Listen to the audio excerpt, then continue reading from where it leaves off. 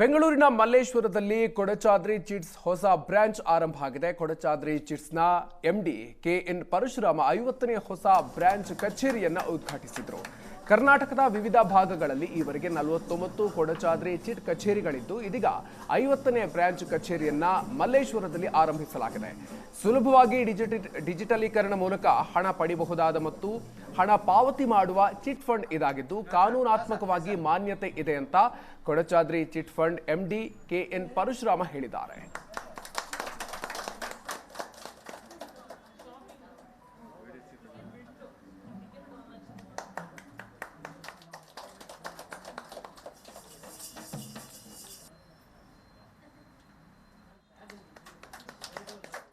ಕೊಡಚಾದ್ರಿ ಚಿಟ್ಸು ಕಳೆದ 19 ವರ್ಷಗಳಿಂದ ಕರ್ನಾಟಕದಾದ್ಯಂತ ಲಕ್ಷಾಂತರ ಗ್ರಾಹಕರೊಂದಿಗೆ 49 ಬ್ರಾಂಚ್ಗಳೊಂದಿಗೆ ಸೇವೆ ಸಲ್ಲಿಸ್ತಾ ಇತ್ತು.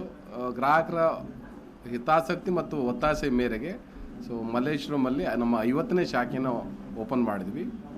ನಾವು ಈ ಟ್ರೆಡಿಷ್ನಲ್ ಫಿನಾನ್ಷಿಯಲ್ ಸಿಸ್ಟಮನ್ನು ಟೆಕ್ನಾಲಜಿ ಮುಖಾಂತರ ಟ್ರಾನ್ಸ್ಪರೆಂಟ್ ವೇಯಲ್ಲಿ ಜನರಿಗೆ ಈಸಿಯಾಗಿ ಸುಲಭವಾಗಿ ಅವರ ಫಿಂಗರ್ ಟಿಪ್ಸಲ್ಲಿ ತಮ್ಮ ಎಲ್ಲ ಟ್ರಾನ್ಸಾಕ್ಷನ್ ಮಾಡೋ ರೀತಿಯಾಗಿ ಸೇವೆ ಸಲ್ಲಿಸ್ತಾ ಇದ್ವಿ. ಅದನ್ನು ಜನರಲ್ಲಿ ಒಪ್ಕೊಂಡಿದ್ದಾರೆ.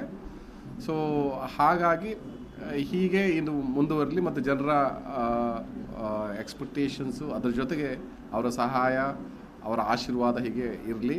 ಮತ್ತು ಈ ಕರ್ನಾಟಕದಲ್ಲೇ ಹುಟ್ಟಿ ಬೆಳೆದಂಥ ಈ ಸಂಸ್ಥೆ, ಕರ್ನಾಟಕದವರೇ ಬೆಳೆಸಿದಂಥ ಸಂಸ್ಥೆ, ಗ್ರಾಹಕರು ಇದೇ ಸಹಾಯ ಮತ್ತು ಅವರ ಸಹಕಾರದೊಂದಿಗೆ ಇನ್ನೂ ಹೆಚ್ಚಾಗಿ ಬೆಳೆಸೋಣ ಅಂತೇಳಿ ಅಪೇಕ್ಷಿಸ್ತೇನೆ. ನಿಮ್ಮೆಲ್ಲರ ಸಹಕಾರ.